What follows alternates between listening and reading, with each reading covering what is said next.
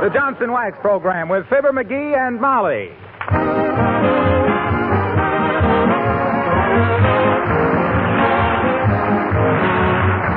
The makers of Johnson's Wax and Johnson's Self-Polishing Glow Coat present Fibber McGee and Molly, written by Don Quinn, with music by the King's Men and Billy Mills Orchestra. The show opens with It's High Time.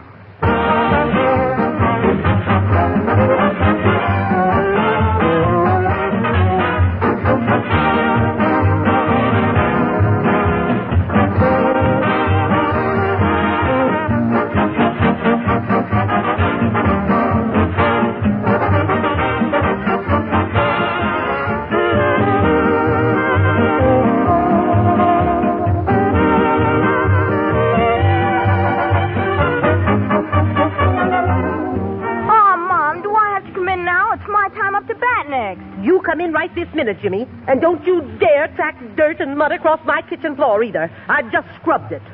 Oh, that's too bad, Jimmy. Too bad the game has to end, and too bad your mom is still doing that old-fashioned floor scrubbing. Now, if that floor were protected with Johnson's Self-Polishing Glow Coat, she wouldn't have to worry about your tracking in little dirt because it would wipe up so easily with a damp cloth. Besides, she wouldn't be so tired and cross and worn out with that tiresome scrubbing.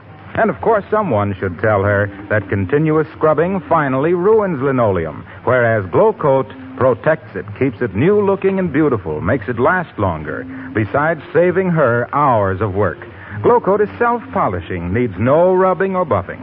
Jimmy, why don't you ask your mother to buy a can of Johnson's Self-Polishing Glow Coat?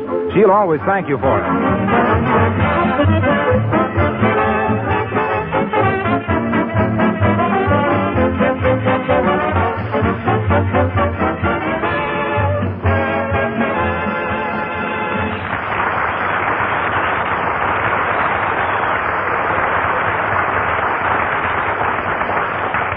This is the time of year when every born angler gets out the box of tackle and the old bamboo for a little living room fishing. And here at 79 Wistful Vista, where the master of the house is reviewing his past glories as a trout trapper, we meet Fibber McGee and Molly.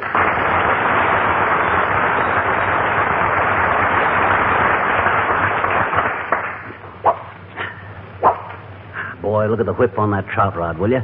It's as springy and supple as the day I won it. Say, how did you win it? I don't remember. Sure you do. I won it in that contest. What contest? Oh, you know, Molly. Finishing that sentence. I like Barker's dog biscuits because... Well, why did you like them? You never give me a chance to find out. You made me quit eating them. Why, of course I did. It got so every time we had lamb chops, you'd run outdoors and bury the bone. I thought you said it was because I started chasing cats. Well, it was both. And what's more, dearie? Huh? Boy, is this a trout rod. Let's say we go fishing over the weekend. You go, dearie. Don't you want to go? I don't believe so. Standing girdle deep in an icy creek and getting sinkers caught in my hairnet has sort of lost its fascination for me. I'm not as young as we were. You always used to tell me how you loved to go fishing. You says you and that old boyfriend of yours, Otis Cadwallader, used to go fishing every spring. Well, that was a long time ago, dearie. But it was fun, though. Otis used to let me row the boat whilst he fished. Oh, he let you row the boat? Sure. Well, there's a gentleman for you. He didn't want his little snooky-wookie spraining her back hauling in them 2-ounce sunfish. McGee, I do believe you're still jealous of Otis Cadwallader. I'm never no such a thing. And as for him being a fisherman, poof. Why, that doughface couldn't catch an anchovy in a plate of hors d'oeuvres. Well, everybody but you admires him. You know he started on a shoestring and made a fortune. Yeah, there's a heel behind every shoestring. Well, now, just because Otis used to be my boyfriend doesn't mean he wasn't a nice boy. Ever wish you'd married him instead of me? Not for a minute, dearie. Honest? Cross my heart. I'd rather worry about the grocery bill with you than about paying the yacht with him. You know that. Yeah, I guess old Otis ain't a bad guy. As millionaires go. And the farther he goes, the better I'll like it. You sure you don't want to go fishing with me? No, thank you. I got so many things to do around the house that I... Come in. Telegram for Mrs. Fibber McGee. Heavenly days for me. Yes, ma'am. Sign here, please. All right. There you are. Give the lad a quarter, McGee. Okay, here you are, Bud. Gee, couldn't you make it a nickel instead? A nickel? Yeah, I got some swell wisecracks for guys who only give me a nickel. Look, Bud, the reason vaudeville never came back is because guys would rather have a nickel and a wisecrack than 2 bits and a smart exit. Now, scram, will you? Who's it from, Molly? Oh, for goodness sakes, if this isn't a coincidence. What do you mean, coincidence? Does it say vaudeville is back? No, sir. It's for Motus Cadwallader. What's that smug mug sending you telegrams about? Some fortune die and leave him an uncle? Look, it's from Portland, Oregon. Well, that shows how ignorant he is. Portland ain't in Oregon. It's in Maine. Well, now there's another one in Oregon. Well, it could be the same one. I read in the sports section today that Cleveland is in St. Louis this week.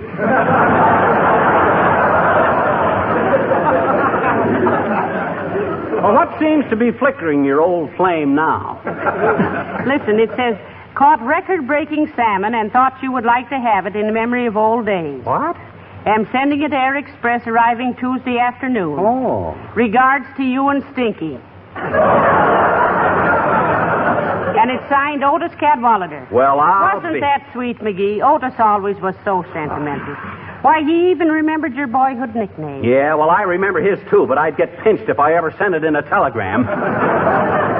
Say, how big would a record-breaking salmon be, dearie? Well, depends on what records it broke. If there was high jumping, and it'd be light and thin. If it was the shot putting or Oh, wrestling... now stop clowning. Oh, well. Would it be 20 pounds, 50 pounds, or 100 pounds? I don't know, 40, 45 pounds, I guess. What are we going to do with all that fish? Well, we can eat what we want and give the rest to our friends. He's sending it Air Express, so it'll be nice and fresh. Air Express, eh? That was the way the stork brought Otis, too, and look how fresh he stayed. Go call the airport and see what time the afternoon plane gets in here. Oh, okay. Give me the phone. Here. Thanks. Hello, operator. Give me the Wistful Vista. Oh, is that you, Mert? Oh. How's every little thing, Mert? It is, eh? What's that, Mert? You're married, sister.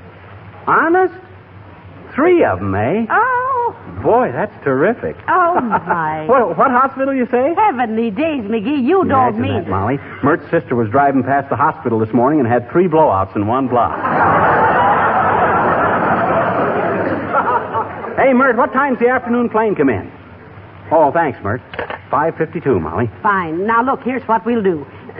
We'll give a salmon dinner for all our friends. Oh, I don't want Now, that. start calling people up and invite them. First, Mrs. Uppington. Yeah, but look, how are we And gonna... then Mr. Wilcox and Mr. Mills and the Wimples Who and wants the old these? timers.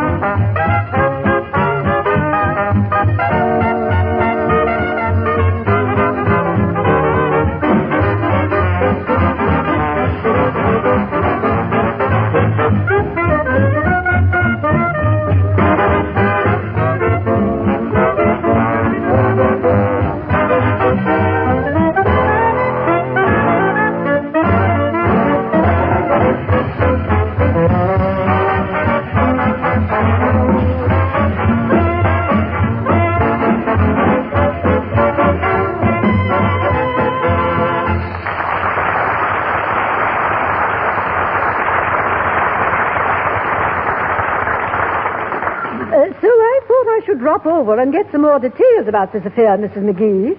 I didn't realize you were so interested in needlework. Needlework? This has nothing to do with needlework, Abigail. But Mr. McGee said over the telephone that we were going to sew and sew and sew until we... I did not, Uppy. I said some old so-and-so was sending us a fish. And we couldn't eat it all ourselves. Well, really, I'm afraid, Mr. McGee, you don't enunciate very clearly. It's a good thing I don't, or they'd be taking our phone out. McGee's a little jealous, Mrs. Uppington. The man who's sending us this big salmon is an old flame of mine. Oh, my. Well, there must be a little spark of love still burning. Yes. That big clinker keeps smoldering. He's going to make an awful ash of himself.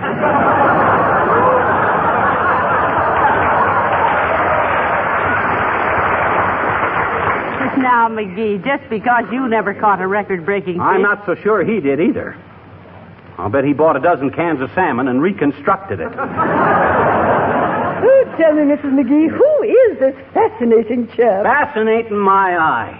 He's got all the charm and personality of leftover spaghetti with meatballs. Well, his name is Otis Cadwallader, Abigail, and he used to... My dear, not the Otis Cadwallader, the millionaire sportsman? What do you mean, sportsman? That guy won't even play bridge unless him and his partner can wear headphones. Now, McGee, you're really exaggerating there. He and his brother wanted to hear Bob Hope that night. Yeah. So we, the people, lost $22. Say, how did you know about Mr. Cadwallader, Abigail? Oh, my dear, I'm constantly reading about him in the fashionable magazines. Oh, is he really as handsome as his photographs? Well, he's pretty good looking. Wouldn't you say so, dearie? Not even if I thought the... Not even if I thought so. And I don't think so. Oh, Mrs. McGee, you unfortunate girl, you. What? Why, Abigail? Oh, to think that you once had Otis Cadwallader in your grasp, and you passed him up for such a little... Such a little what? My, such a little time before dinner. I must be going. Goodbye.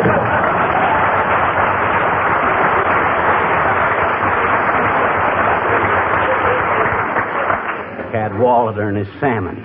Got me talking like a salmon. Believe me, if I was still interested in a gal that had married somebody else, I'd send her something more romantic than a fish. Say, I never thought of it that way, McGee. It is kind of silly, isn't it? I'll say it is. What'd he woo you with? Bouquets of herring and a 10-pound box of Whitman sardines? Well, you and he were about even, dearie. Huh? Your idea of a beautiful courtship was a ride on the roller coaster and 5 boxes of Cracker Jack. That was quite a sacrifice for me. The roller coaster always made me sick. Why, of course it did. You ate all the Cracker Jack. Well, shucks, how can I... Come in. Hello, kids. What's all this about a fish dinner tonight? That's right, old-timer. We're getting the big fish from Oregon this evening. It's coming by air. Oh, flying fish, eh? No, it's a salmon. Oh. Well, what time we march up to the trough tonight, daughter? Well, now, that's not a very elegant way to express it, Mr. Oldtimer, but the fish will be here about 6, so we'll eat about 6:30. You'll be here? Oh, sure will, daughter. Unless some unforeseen circumstance comes up, and I don't know what it'd be unless my cousin Clarence comes in from Cincinnati, and he might because he wired me to get him a date for tonight, and only one I could get is my gal's sister, and only she won't go out unless my gal goes too, and I wouldn't trust Cousin Clarence with my gal, so I guess I better go along and keep an eye on her. Sorry, kids. An unforeseen circumstance has just come up. Thanks.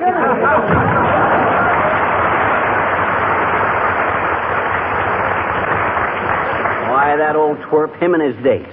He either ought to grow up or give up. Look, McGee, did you ask Mr. Wilcox and Billy Mills to this dinner? Yep. Wilcox will be here for sure, I think, and Billy will... Hey, Molly. Yes, Mr. Wilcox. Let me see that trout we're having for dinner. It's not a trout, Harlow. It's a salmon. Oh, I thought it was a trout. Well, why'd you want to see it, Mr. Wilcox? Well, I was going to tell you the best way to cook trout. Oh, yeah? You were going to tell her how to cook. You tell him how to sell wax then, Molly. Well, now, don't think I couldn't. Could you really? Why, certainly I could. Look, Mr. Wilcox, every woman wants to be beautiful. Yes? So point out how much more time and money she'll have for facials and manicures when Johnson's Wax cuts down her housework and gives her more leisure and a bigger budget. You see? If they get more exercise, they wouldn't have such a big Oh. Oh, you mean budget.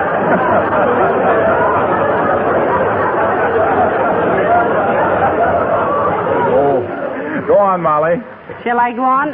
Well, then, tell them how much more fun it is to entertain when their house or apartment is shining and beautiful and easy to clean. Mm-hmm. And how windowsills and lampshades and everything are protected against wear and dirt and dampness. That's how I'd sell Johnson's Wax. Yeah. Now, you tell us how to cook a fish. Well, look, you take your trout. It isn't a trout, it's a salmon. But if it was a trout, you'd simply roll it in cornmeal. That ratted, it ain't a trout. I know, but if it was... Look, Mr. Wilcox, when we have salmon, it's no use telling us how to cook trout. Yeah. Like when we want Johnson's Wax, it's no use trying to sell us something else. That's what I wanted to hear you say. Never accept a substitute when you want the real thing. Well, that ends today's lesson, folks. See you tonight.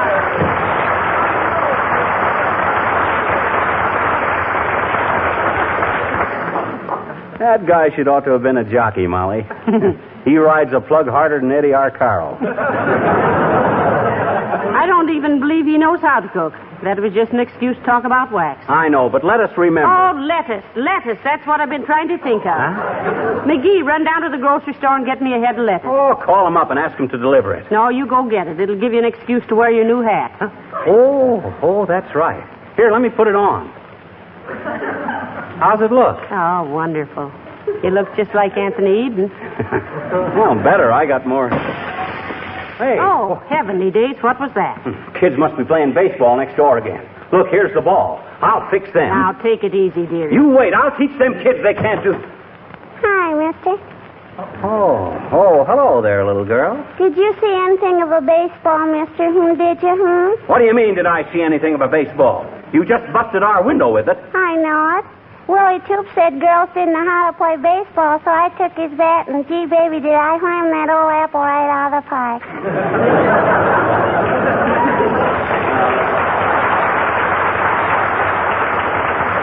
That's neither here nor there, sis. Who's going to pay for that window? You are, I betcha. Oh, no, I'm not. Oh, yes, you are. Oh, no, I'm not. Oh, yes, you are. Oh, why should I pay for it? Well, we paid for the baseball. You ought to pay for the window. I see. Well, why don't I buy you kids a new ball, too, and some uniforms and new bats and masks and catcher's mitts and all stuff like that there? Gee, that'd be wonderful, mister. When you gonna do it? When you gonna do it? When? That's right, I'm not going to do it. I just told you... Oh, hey, Mr. McGee, you got a new hat. Oh, yeah. You like it? It's peachy. Gee, you look dandy in a hat like that. Oh, thanks, sis. I'm glad you like it. Here, take your baseball. Be a little more careful after this. All righty. Thank you, mister. I knew you wouldn't be mean about it, I bet you, on account of you look so nice in that hat. You really think so, eh? Mm-hmm. Here's 50 cents for a new ball, too. Gee, you're just wonderful, mister. And I didn't know you were so good looking until I saw you in that expensive new hat. Oh, it ain't so expensive, sis. It's the way I wear it. Oh. Here's a couple of bucks for your team. Get a couple of gloves. Gee, thank you, mister. Wait till I tell the kids. We'll make you mascot. We need a new one anyway. You do? Mm-hmm. The dog catcher got the last one. Oh. Well, thanks ever so much, mister. And I'm sorry it isn't wintertime so we could throw snowballs at your new hat because we wouldn't do it, I bet you. Well, that's mighty decent of you, sis. Well, it's a mighty decent hat, mister. Is it a fedora? No, it's a Hamburg. Hmm? It's a Hamburg. I'm hungry.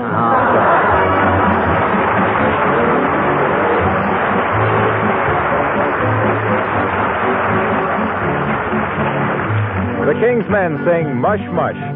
'Twas there I learned reading and writing, at brackets where I went to school. 'Twas there I learned howling and fighting from the schoolmaster, Mr. O'Toole. Him and me, we had many a scrimmage, and devil the copy I wrote. There's ne'er a gossoon in the village, nor tread on the tail of me. Mush, mush, mush, toodle-lie-dee. Mush, mush, mush, toodle-lie. And there's ne'er a gossoon in the village, nor tread on the tail of me coat. 'Twas there that I learned all me courting, oh, the lessons I took in the art, till Cupid the devil was sporting, an arrow drove straight through me heart. Miss O'Connor, she lived just for nest me, and tender lines to her I wrote. If you dare say a hard word agin her, I'll tread on the tail of your mush, mush, mush, toodle-lie-dee. Mush, mush, mush, toodle-lie. If you dare say a hard word agin her, I'll tread on the tail of your coat. Then a blackguard named Mickey Maloney came and stole her affection away. He had money and I hadn't any, so I sent him a challenge next day.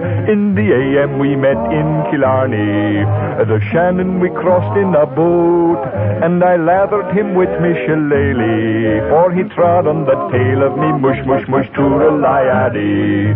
Sing mush, mush, mush, toodle-lie, and I lathered him with me shillelagh, for he trod on the tail of me coat. Me fame went abroad through the nation, the people came flocking to see, and they exclaimed without hesitation, "You're a fighting man, Mr. McGee." I've wiped out the Finnegan faction, I've sunk all the Murphys afloat.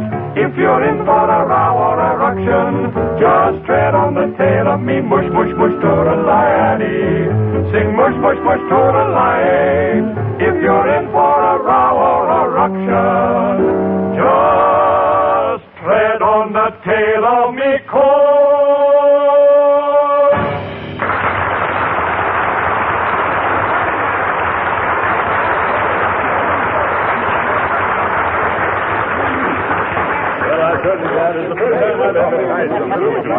Hey, Fibber, Molly, when do we eat? Yes, what about this fish we were going to have?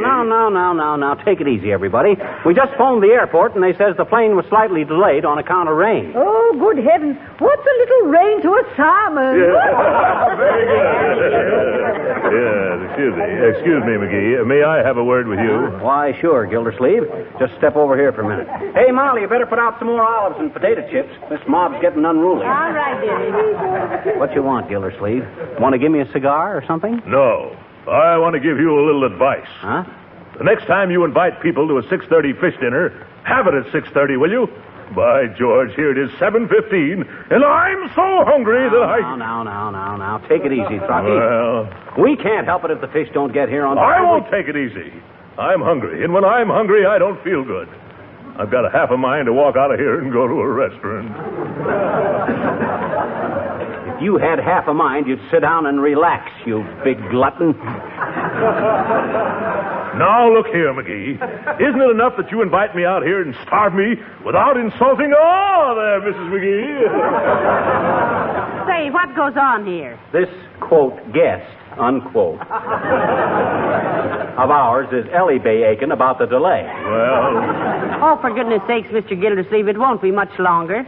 Have some more olives. I don't want any more olives. I've eaten so many now, I feel like a pinball game. Don't worry, you ain't any pinball game. You can win with one of those. Oh! That settles it. I'm going home. Okay, go on home then, you big whiner. Why, you inhospitable little henhouse Hibernian. What do you mean, henhouse Hibernian? Shanty Irish, but he cleaned it up.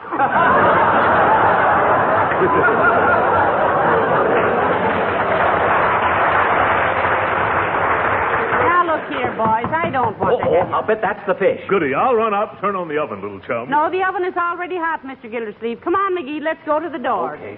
I'll take it easy, but don't too crowded when he comes in through there.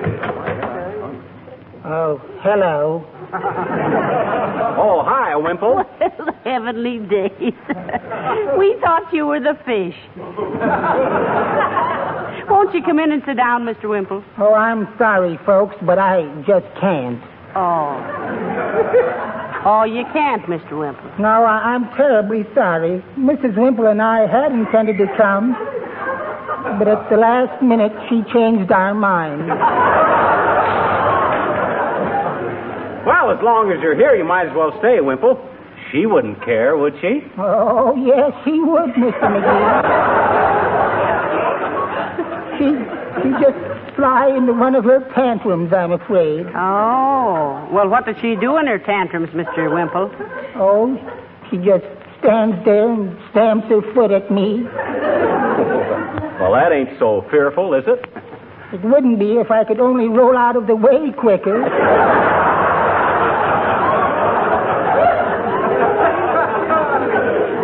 Well, I'm sorry if I've discommoded you, Mrs. McGee, but Mrs. Wimple and I have decided to spend a quiet evening at home. A quiet evening, Wimple? Yes. My wife is going to read to me. Oh. Well, now, isn't that sweet? What does she read to you, Mr. Wimple? Oh, the usual thing. The Riot Act. Good night.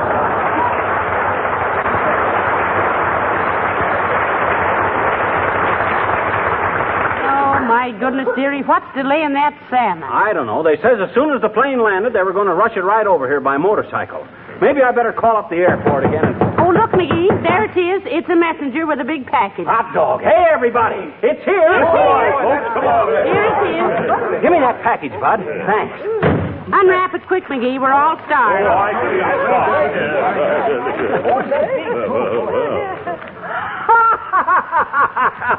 Hey, look. What is it, McGee? Let me see it, McGee.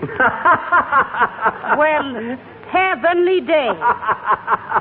Hey, look, folks. It's stuffed. Oh, my goodness. Stuffed and mounted on a board. Hey, quiet, everybody. Wait a minute. Here's a brass plate on it. What does it say, dearie? It says, to my schoolgirl sweetheart, Molly McGee. Every time you look at this, please think of me. Signed Otis Cadwallader.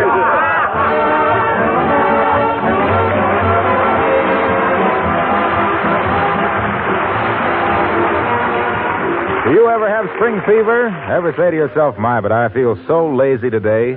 Don't let it worry you if you do. You've got lots of company, including yours truly. Work is a great thing for everybody. Sometimes it's a lifesaver. But unnecessary work is, well, it's just unnecessary.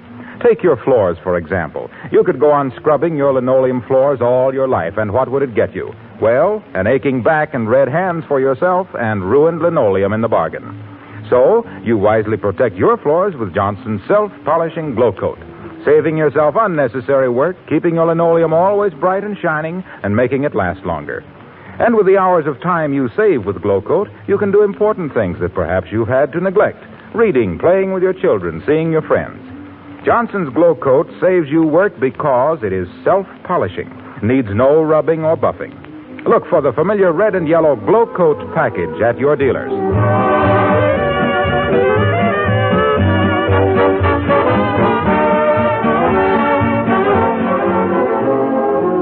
Ladies and gentlemen, United States savings bonds are now on sale in post offices and banks everywhere. Buy as many as you can and be assured that your money is as safe as the nation itself. The country is banking on us, so let's bank on the country. And if you're one of our neighbors in Canada, buy war savings certificates. Good night. Good night, all.